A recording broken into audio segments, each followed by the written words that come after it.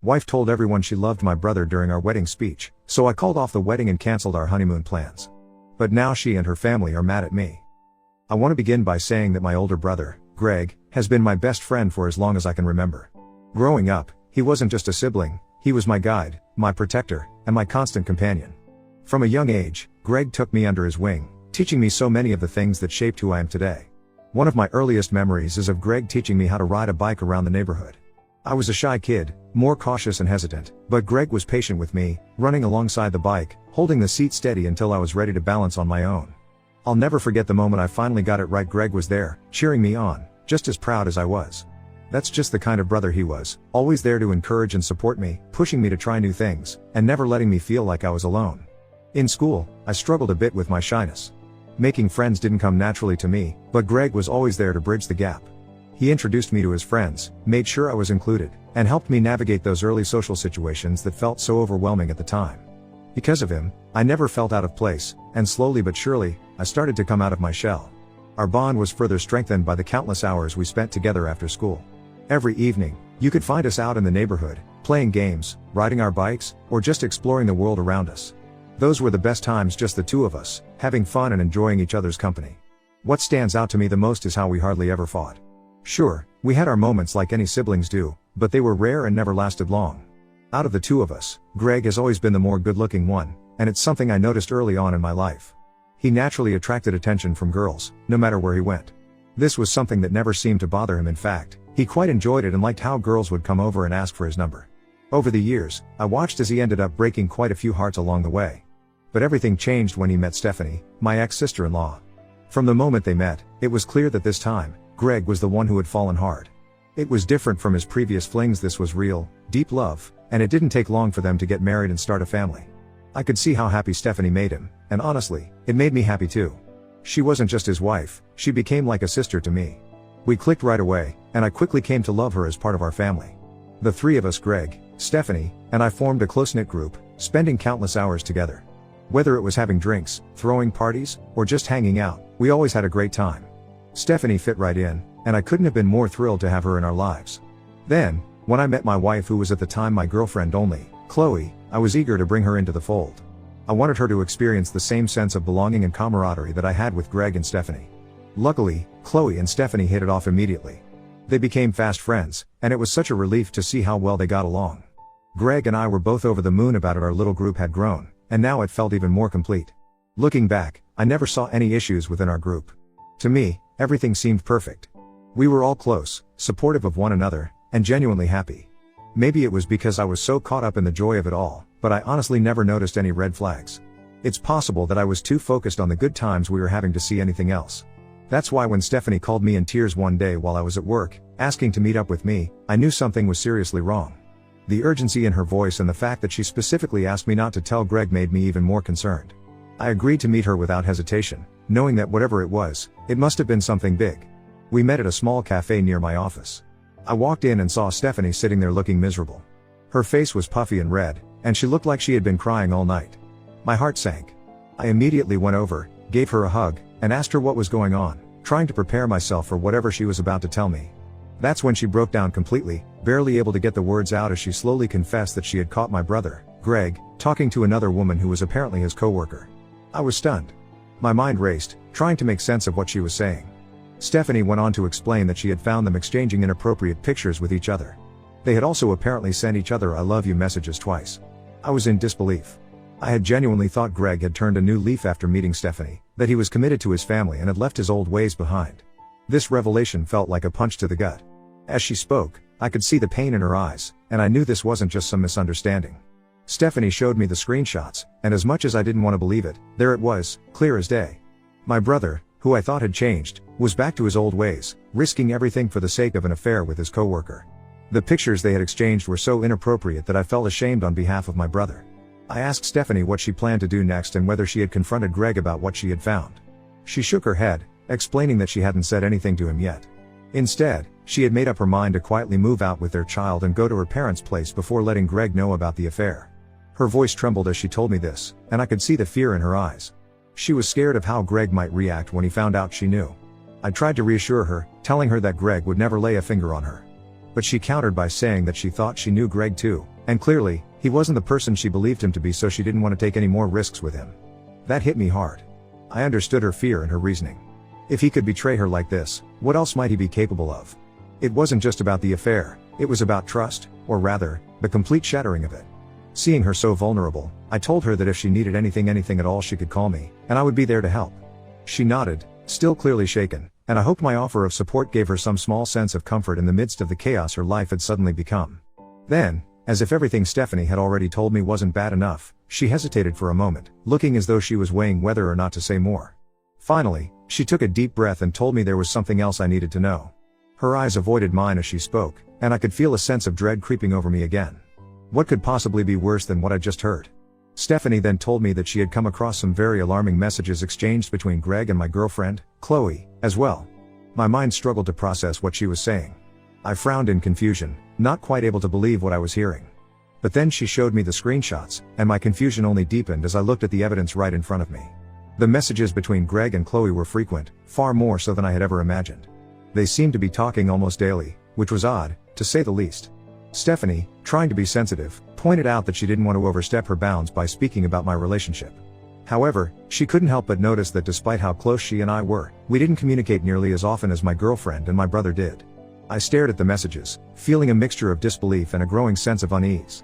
I saw Chloe sending Greg various funny videos, photos of dogs, sunsets, and other random things.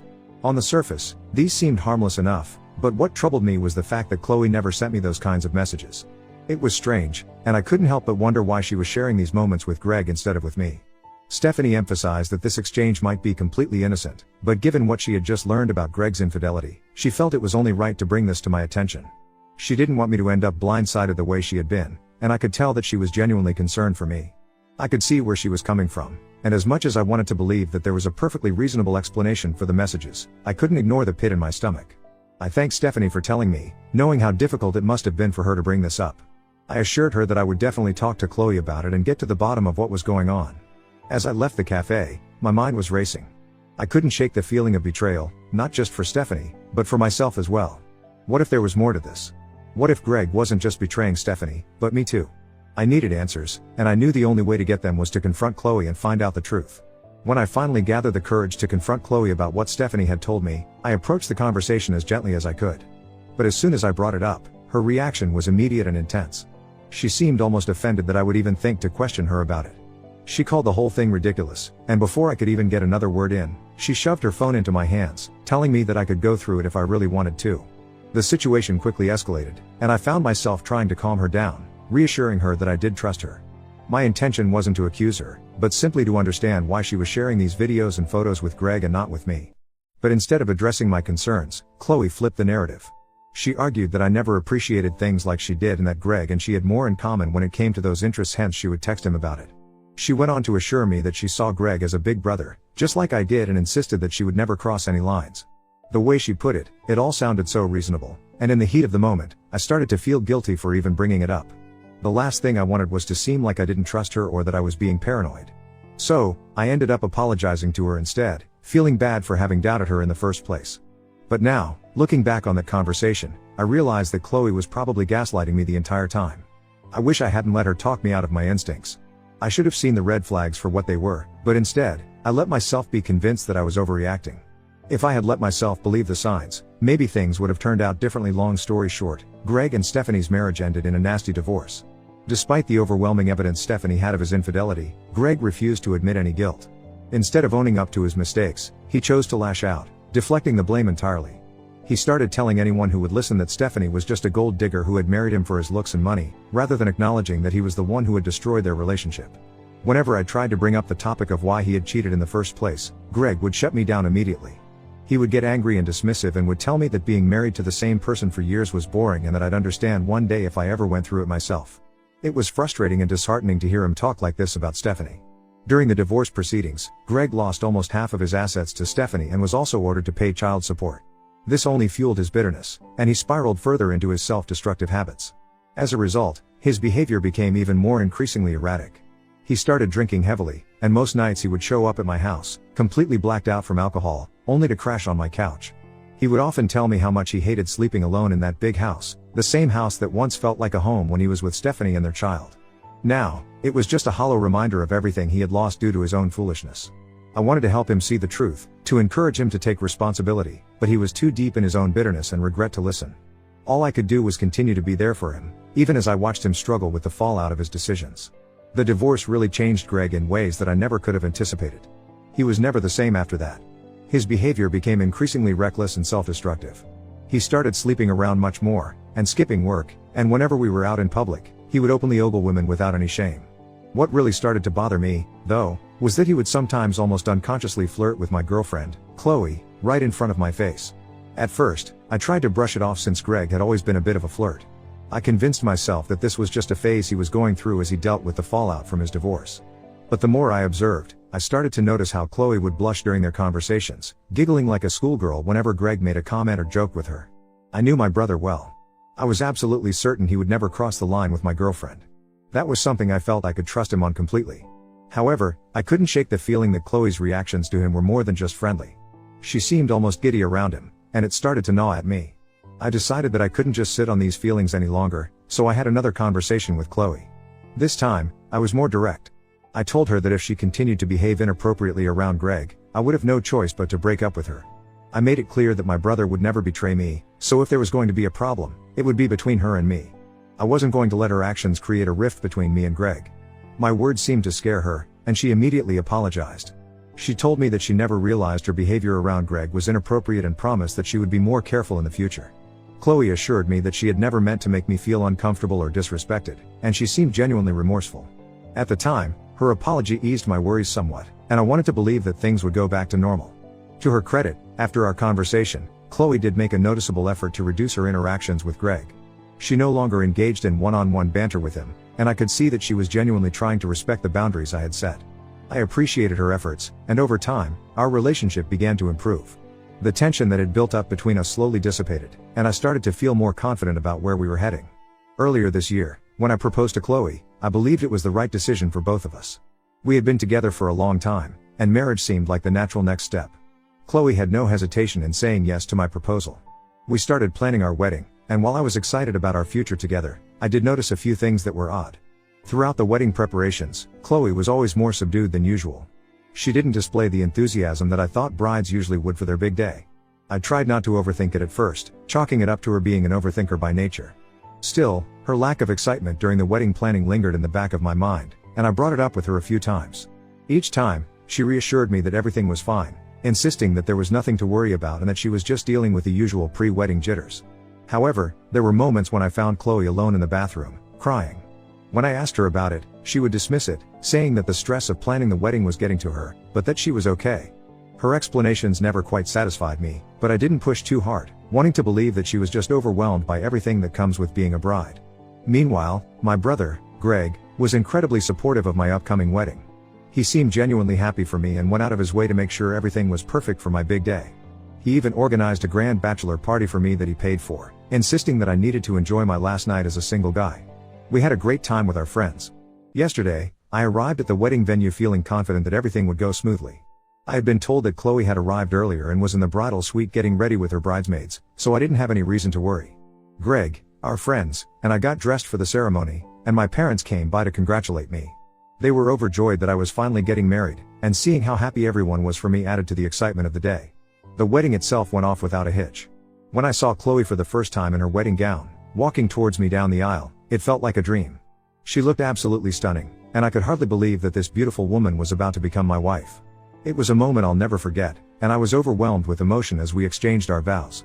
After the ceremony, the celebration moved to the reception, and the party was in full swing. Chloe was smiling, but something about her smile seemed a bit off, almost as if it were forced. I couldn't shake the feeling that something was bothering her, so I kept checking in on her periodically while also mingling with our guests.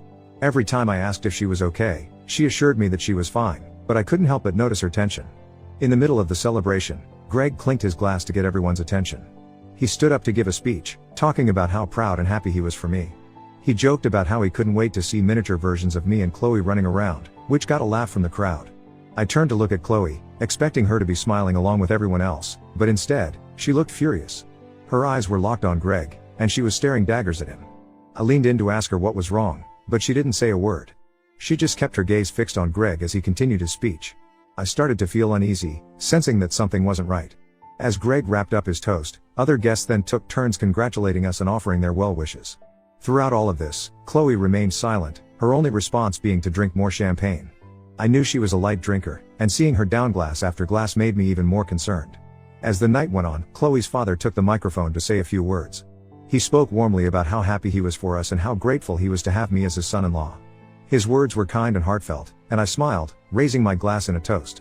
I then took the microphone from him to thank everyone for being there and for celebrating this special day with us. In the middle of my speech, Chloe suddenly snatched the microphone from my hand rudely. She got up from her seat, stumbling slightly, and I realized with a sinking feeling that she was really drunk. Concerned, I whispered to her, asking if she needed anything, but she just pushed me aside and began speaking into the microphone. She started with, "I know everyone here is celebrating me and Greg. I see everyone smiling and laughing, but I don't feel the same. I don't feel happy sitting next to this man." My heart sank as she pointed at me, and I could feel the eyes of every single guest turning toward me, their expressions shifting from joy to confusion and concern. Chloe continued, her voice shaking but determined. "For years, I have kept my mouth shut and hidden my feelings because I was told it was wrong for me to feel this way, but I can't keep up this act any longer." I was stunned, as were the rest of the guests, who looked around at each other, clearly unsure of what was happening. Then, Chloe turned to Greg, and what she said next felt like a knife to the heart. "I have been in love with Greg for years," she announced, her voice raw with emotion. "Even though I feel ashamed about it, I can't hide my love for him any longer." I turned to look at Greg, hoping this was some kind of sick joke, but the expression on his face was one of pure shock, mirroring my own disbelief. Chloe wasn't finished. She then turned to me to declare, "I am sorry, but I married you only as a consolation prize because I knew I could never have Greg." My mind was racing, trying to make sense of what was happening, but all I could feel was a deep, overwhelming sense of betrayal. Before I could react, Chloe's father appeared behind us, and quickly snatched the microphone from Chloe, while some of her brothers rushed over to try to pull her away into a room so she could calm down. Chloe, however, was not done. She kept shouting Greg's name, her voice echoing through the hall as she struggled against her family.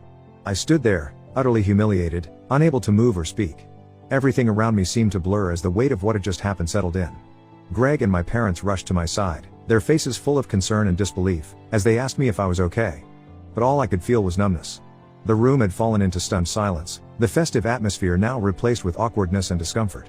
The woman I had just married, the one I had planned to spend the rest of my life with, had confessed in front of everyone that she loved my brother and that I was nothing more than a consolation prize to her. It felt like my world had come crashing down around me on what was supposed to be the happiest day of my life. I immediately made the decision to call off the marriage right then and there. I announced in front of the shocked guests that I would be ending things with Chloe after what she had just confessed and would be canceling our honeymoon. I apologized to everyone for the scene, my voice shaking with a mix of anger, betrayal, and sadness. I couldn't bear to stay at the venue any longer, so I walked out and headed straight to the nearest bar. There, I drank heavily, trying to drown out the crushing weight of everything that had just happened. I woke up today nursing a brutal headache and found my phone flooded with missed calls and text messages from my family. My family, including Greg, had been trying to get in contact with me all night. They have expressed their concern and support for my decision to divorce Chloe. However, Chloe's family has a different perspective. Her father and brothers have tried to reach out to me, urging me to hear Chloe out and suggesting that her confession at the wedding was a fluke and that she was just too drunk. They are pushing for a chance to talk things over and to reconsider my decision to divorce her. But the messages from Chloe's mother have me reeling. Her mother has argued that as much as she is embarrassed after what her daughter has done, she believes that Chloe's confession wouldn't have happened if there wasn't some truth to it, suggesting that my wife's feelings for Greg are genuine. What is more shocking is that she even has the audacity to suggest that I should give Chloe and Greg a chance by allowing them to go on the honeymoon I had booked so that they both can see if there is a real connection between them. I almost want to vomit after reading this message. Ida, if I proceed with divorce from Chloe? Update 1. I've received a lot of messages and comments regarding this situation, so I want to clarify a few things to address all of your doubts. First, no, my brother hasn't betrayed me. If he had been involved in anything inappropriate with Chloe, she would have definitely mentioned it at the wedding. This situation is clearly one-sided. It's Chloe who has feelings for my brother, and my brother has clearly never reciprocated. Secondly, I've spoken with Greg as well regarding this, and he has expressed deep remorse for everything that's happened. He has assured me repeatedly that he would never betray me like this. Yes, I'm aware of his past infidelity with his ex-wife, which is a serious concern, but I know he would never do this to me in a million years. Update 2. A few days after the fiasco, I finally had a chance to have a conversation with Chloe alone. She looked utterly miserable when we met, her face streaked with tears. I tried to remain composed in front of her and firmly told her that I was moving forward with the divorce and that there was nothing that she could say or do to change my mind. Chloe nodded in understanding and apologized repeatedly, expressing regret for calling me a consolation prize. However, she never once apologized for her declaration of love for Greg. Instead, she admitted that she had developed feelings for my brother over the years but knew that even if she had confessed to him, he would have never crossed the line. Hence, to stay close to him, she continued to maintain a relationship with me. Hearing this felt like she was stabbing my heart again with a knife. She continued to confirm that my brother had never done anything with her and asked if I could ever forgive her for everything. I just shook my head in anger and told her that her actions were unacceptable and that she disgusted me now. Following this conversation, I have blocked Chloe and her family. Fortunately, I have a prenup in place, so I know she won't be able to claim any alimony during the divorce. Update 3, it's been a few weeks since I last updated. For everyone asking, I'm doing well. Yes, I have continued to maintain a close relationship with my brother, despite all the speculations. I did have a more open conversation with him regarding all this where I asked if he would ever consider dating Chloe now that she was getting a divorce from me. He was immediately repulsed by the idea and made it clear that he would never date her, even if she hadn't been my girlfriend. My brother emphasized that Chloe is simply not his type and that it's delusional for her to have developed feelings for him. I also pointed out to him how he had sometimes flirted with Chloe in the past and Greg immediately apologized to me for his behavior. He told me that he had never noticed doing anything inappropriate, but that he would be more careful around my future partners from now on. Greg assured me that he loved me more than anyone else and would never do anything to hurt me. I believe him and I am grateful for the support of my family during this tough time. I think I'll be okay.